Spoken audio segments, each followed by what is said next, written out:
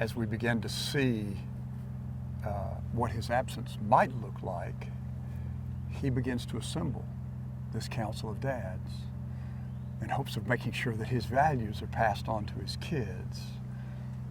I love the universality of that. You know, the first thing you think of when your health is challenged is, will I be there for my kids?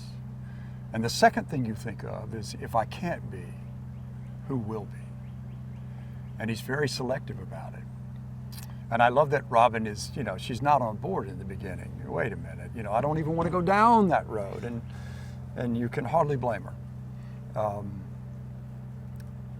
But as we begin to take that journey, and we begin to see the influences that Scott wants to bring in, and fortunately, he's a man who's had a profound effect on my life, younger than I, obviously, but he's been a bridge back to life for me, and a mentor.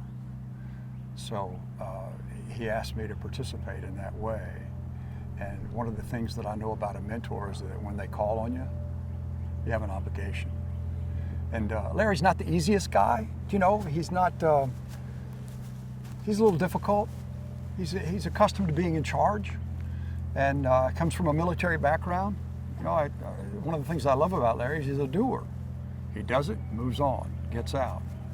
And I've come to find out that for Larry, there's a right way, and that's really the only way. So, you know, sometimes he's impatient about what that'll look like. So as he takes up the mantle of being a mentor and making sure that the values are instilled, there's a huge blowback. The blowback is that it affects him, probably more than it affects, you know, who he's trying to help. Made me appreciate my family.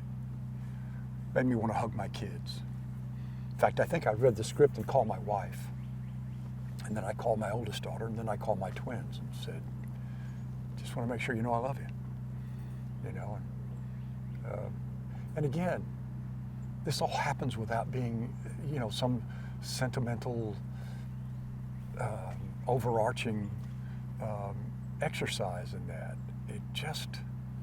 It happened on the exhale. And as I told our executive producers, I'm a homing pigeon for good writing. I know what it is. And this is really beautifully drawn. Well, for one, we look like our population. Our population is diverse and interesting and textured and contributive. And this cast looks like that. You know, everybody has something to add to the recipe. So I think in that regard, people will recognize themselves.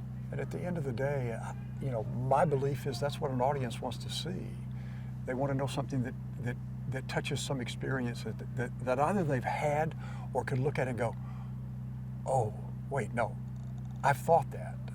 I've wanted to say that, you know, and I think our writers are brave enough to give us the license to do that. I mean, they certainly did with this script. So